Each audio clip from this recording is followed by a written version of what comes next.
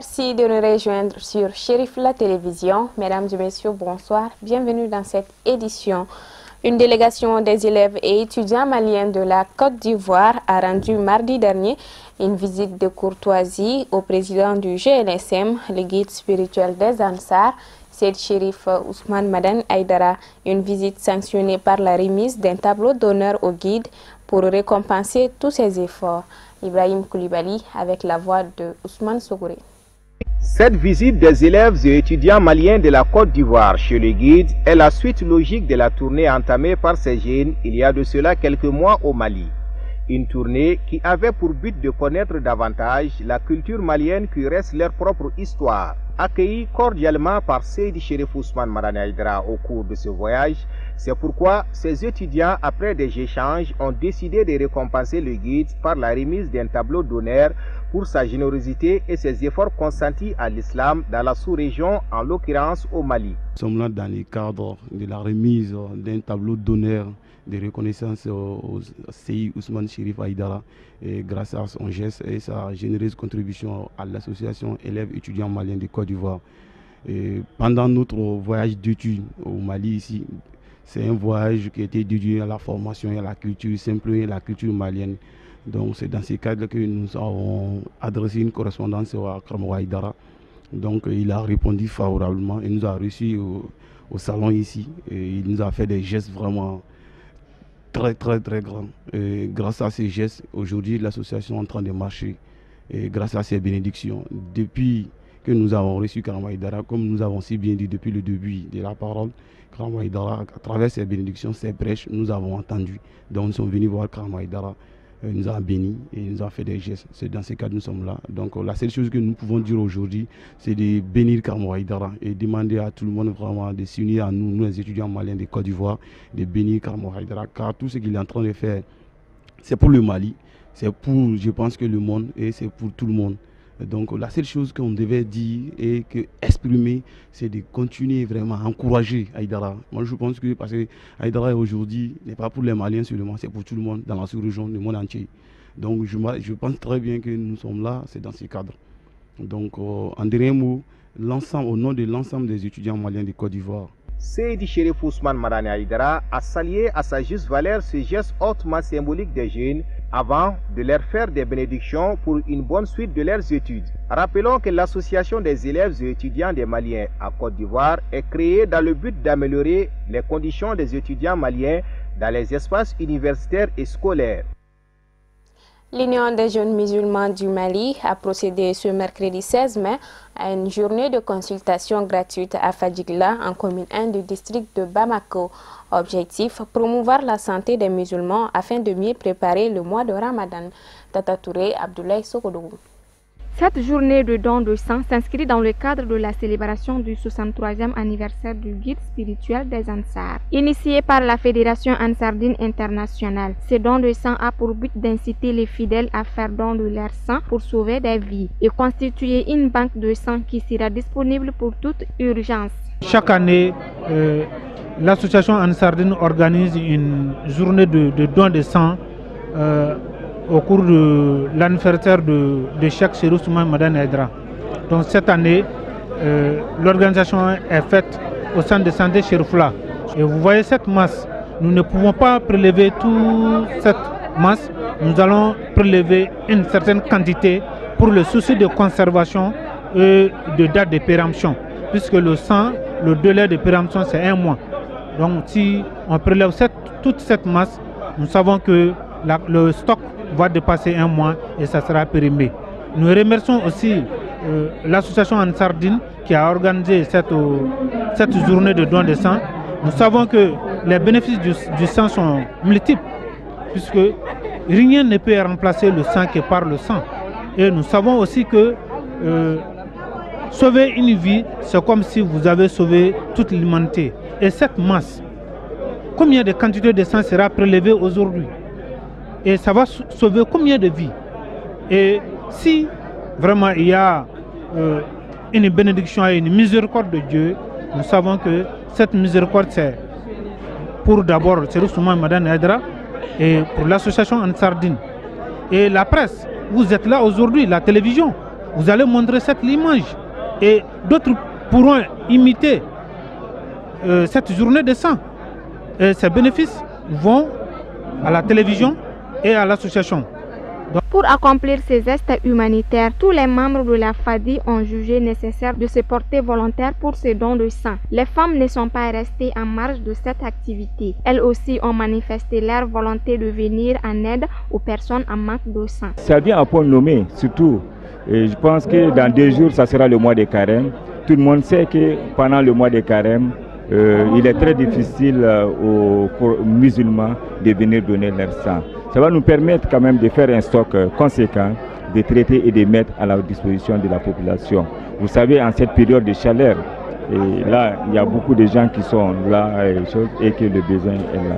Et là, je remercie Chérif-là à travers le médecin-chef qui est à côté et son équipe qui nous a accueillis ce matin et au guide spirituel Chérif Ousmane Madani Aïdara et qui a vraiment mis quand même tout son poids pour que cette journée puisse avoir lieu. Quand même la population comprenne que le don de sang, ce n'est pas une affaire d'insectes ou de telle ou telle chose en ce moment, c'est l'affaire de tous les Maliens. Et si c'est l'affaire de tous les Maliens, nous devons être prêts à venir donner. Lorsqu'on est en bonne santé, nos parents qui sont dans les différentes structures sanitaires et vu tout ce qui se passe aujourd'hui en termes d'accidents et en termes de maladies, nous devons accepter de venir donner. Parce que là, le plus grand au monde que nous pouvons offrir, c'est de donner une partie de soi-même. Et raison pour laquelle nous disons merci et grand merci. Non, ce sang va servir tout le Mali, presque, parce que tout le monde, à l'intérieur, les malades viennent dans les structures sanitaires, dans les hôpitaux, dans les CESRAF, dans les CESCOM. Et nous faisons tous les bons pour donner aux malades et aller chercher le sang au niveau de la banque de sang. Donc nous allons avoir une quantité sera stockée au niveau de la banque de sang qui vont distribuer au niveau des structures sanitaires, les hôpitaux, les CSRF et les centres de santé. Donc tout le monde va bénéficier de ce stock. Rappelons que les postes de sang ainsi recueillis ne sont pas uniquement destinés aux malades du centre de santé Chérif-là, mais à ceux qui en ont besoin. Le président de la République, Ibrahim Boubacar Keïta, a inauguré l'usine de produits pharmaceutiques Humanwell Pharma Afrique de Sanankoroba. La cérémonie d'inauguration s'est déroulée le mardi 15 mai en présence des présidents des institutions de la République, des membres du gouvernement et plusieurs autres personnalités politiques et religieuses de notre pays. Amadou Diallo, Samba Traoré.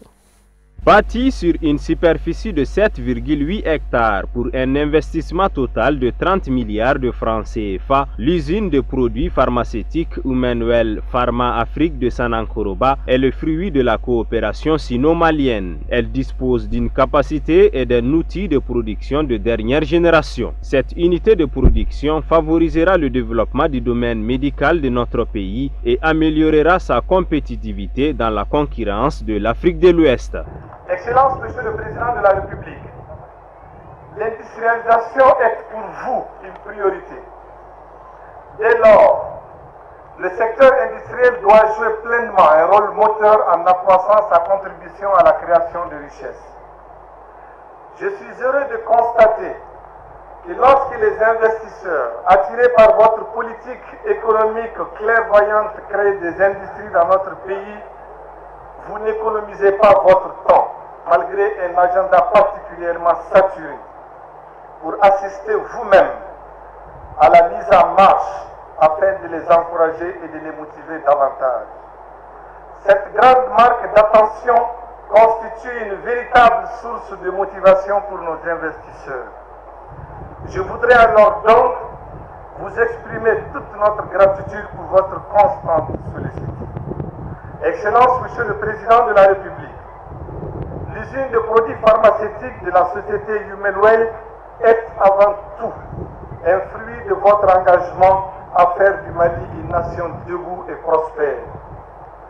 La concrétisation ce jour de la construction de cette unité renforce considérablement notre infrastructure industrielle et notre autonomie à faire face à certains besoins en médicaments essentiels de qualité.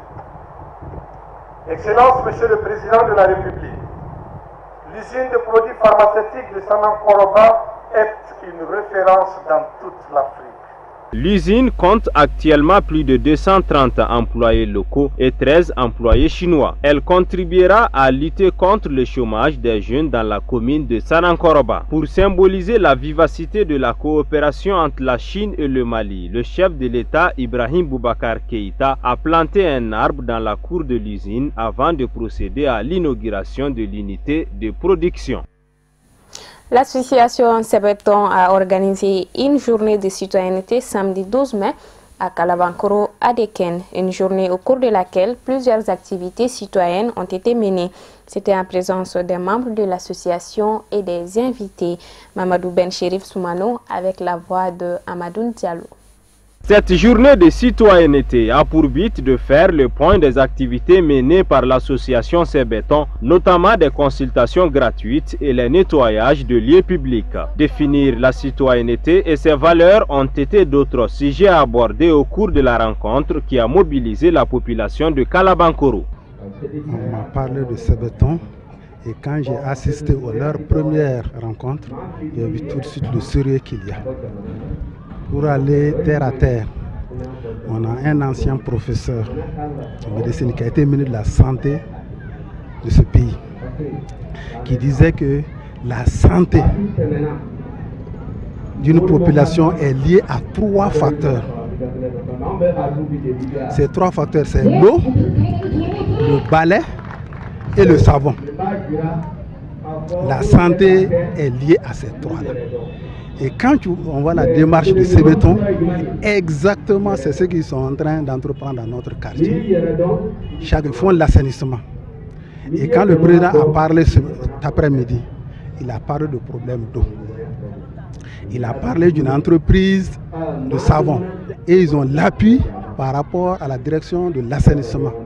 Donc voilà les 3 facteurs qui se retrouvent dans cette association qui fera le développement, qui peut faire le développement d'une communauté. Ça c'est mon témoignage vraiment le plus frappant. Et depuis qu'ils ont commencé, c'est ces actions qu'ils sont en train d'entreprendre dans le quartier. J'invite tous les jeunes de ce quartier à adhérer à cette association qui fera le bonheur de la population de tout le quartier. Ça c'est mon niveau le plus sincère. Et je félicite l'association. L'objectif principal de l'association Sebeton est de contribuer au développement et à l'amélioration des conditions de vie des populations de Kalabankoro à Deken. Nous attendons. Sebeton quand même attend vraiment un avenir meilleur. Pourquoi?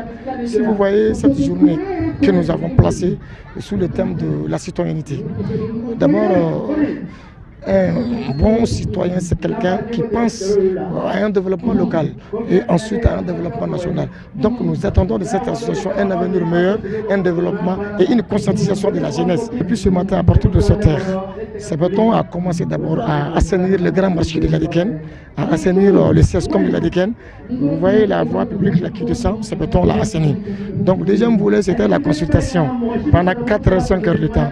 Et enfin, nous sommes venus pour donner vraiment une animation publique, faire montrer aux gens qu'est-ce qu'un citoyen, qu'est-ce qu'on doit faire pour être un bon citoyen, pour construire son pays. L'association Sebeton, de sa création en 2015 à nos jours, a posé plusieurs actes de bienfaisance. La rencontre a pris fin par les démonstrations des pratiquants d'arts martiaux.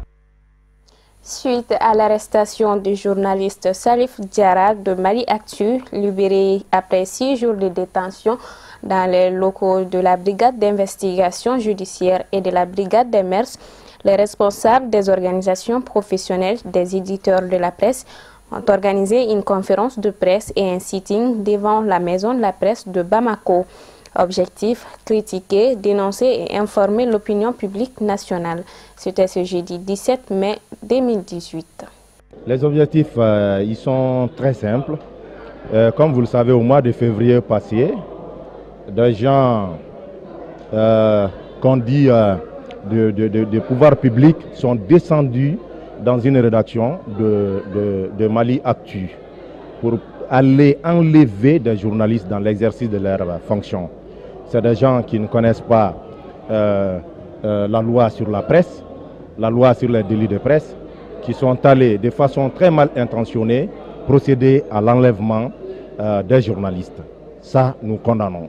L'objectif principal, c'était de venir attirer l'attention des autorités, comme quoi les journalistes de Mali Actu, Salif Diarra, qui est mis sous instruction au niveau du tribunal de la commune 3, nous voulons simplement que toute poursuite soit cessée à l'encontre de ces journalistes-là. La rencontre de ce matin pour marquer notre indignation. Ce matin, nous sortons pour dire à la communauté nationale et internationale que nous avons une rédaction malienne qui est en danger.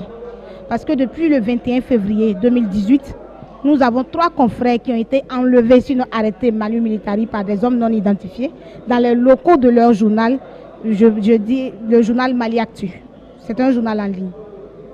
Ces 2 personnes passeront 72 heures en détention et le rédacteur en chef qui est Salif Diarra passera 5 jours en détention. Aujourd'hui, Mali Actu est une rédaction fermée. Salif Diarra est devenu, entre parenthèses, le chargé de communication du ministère, le chargé de communication du tribunal de la commune 3.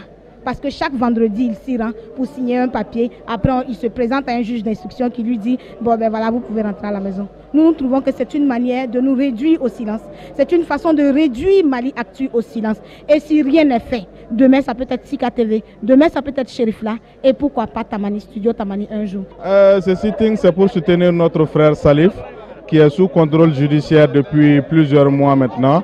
Et nous disons que le temps de la justice est certes long, mais notre action s'inscrit dans la dynamique de la liberté d'expression et de la liberté d'exercer son métier. On ne peut pas l'empêcher d'exercer son métier sans l'avoir jugé. Et le contrôle judiciaire est un moyen pour ce gouvernement qui veut défaire un média,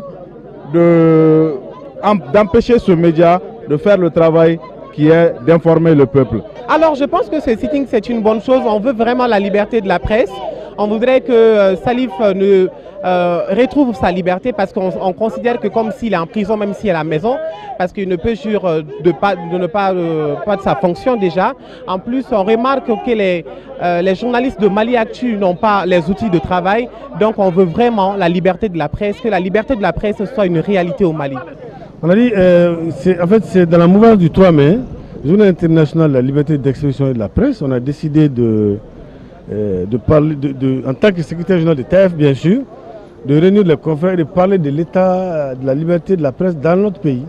Et puis insister sur 3 cas, en tout cas qui nous traînent, qui traînent derrière nous, qui nous suspendus à notre tête. Il s'agit 1 du cas Birama Touré, 2 du cas de Mali Actu et 3 du cas de notre confrère Baba Alpha du Niger, qui a été expulsé du Niger, mais qui est là, il ne peut pas exercer, il vit de quoi? C'est pour manifester notre mécontentement face aux agressions dont sont victimes les journalistes. On a eu le cas d'une situation qui est encore inexpliquée, celle de Birama Touré. Il y a le cas des journalistes de Mali Actu dont les équipements de travail ont été confisqués, contre qui on ne sait pas quelle est la charge qui a été retenue. C'est pour manifester notre mécontentement et alerter l'opinion internationale par ce qui se passe au Mali aujourd'hui. Ce pays est fragile, on le sait, on est responsable et on pense qu'il faut qu'on ait telle pour qu'on ne puisse pas aussi perdre le reste du pays qu'on a. Ce que nous sommes décidés de faire aujourd'hui pour alerter d'abord. Après, s'il n'y a pas de résultat, on pourra avoir d'autres actions. Et nous retrouvons Abdul Karim Sako pour le commentaire de l'actualité africaine.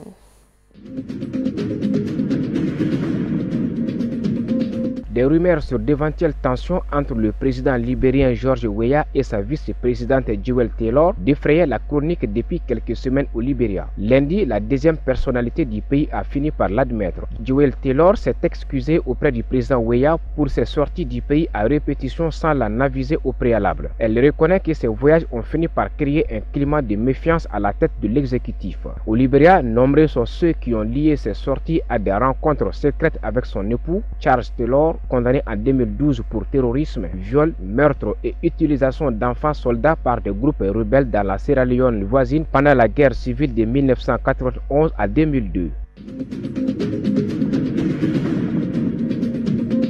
Près de 5 millions d'électeurs sont appelés à se prononcer sur le projet d'amendement de la Constitution qui pourrait permettre à Pierre Nkurunziza de se maintenir à la tête du Burundi jusqu'en 2034. Pour l'opposition qui a appelé au boycott, ce référendum aura surtout pour effet d'enterrer l'accord d'Arusha signé en 2000 et qui avait ouvert la voie à la fin de la guerre civile débutée en 1993. Le président Pierre Nkurunziza s'est présenté tôt jeudi matin à l'école primaire de Ngozi D dans la province du même nom située dans le nord du pays d'où il est originaire. Nous sommes très confiants que le choix du peuple et la proclamation de la commission en charge des élections seront respectés, d'autant plus que tout se passe dans la transparence depuis la campagne jusqu'à ce jour, a déclaré Pierre Nkurunziza.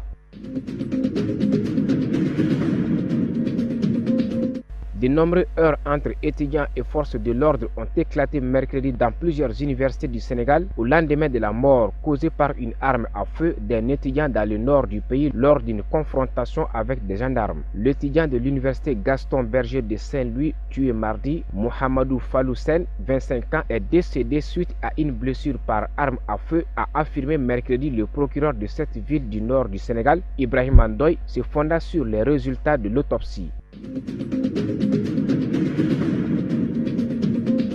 Les ministres arabes des Affaires étrangères tiennent jeudi au Caire une réunion extraordinaire sur l'agression israélienne contre le peuple palestinien, a annoncé mercredi l'organisation panarabe. Les forces israéliennes ont tué lundi près de 60 manifestants palestiniens et blessé 2500 autres le long de la frontière de Gaza. Les délégués permanents de la Ligue arabe devaient tenir une réunion d'urgence pour discuter de cette initiative américaine, qualifiée de violation claire du droit international par le secrétaire général de la Ligue arabe Ahmed Boulgaï, organisé à la demande de l'Arabie Saoudite au siège de la Ligue arabe au Caire. L'organisation panarabe a appelé la Cour pénale internationale à lancer une enquête.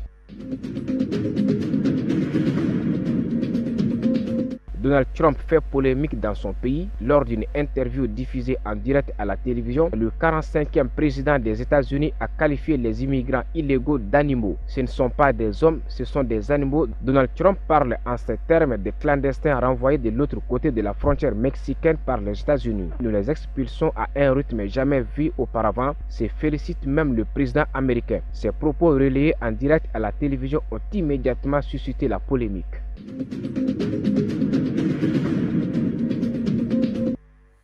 Voilà, c'est ce qui met fin à cette édition. Merci de l'avoir suivi. Excellente suite de programmes sur Chérif la télévision. Bonsoir à tous.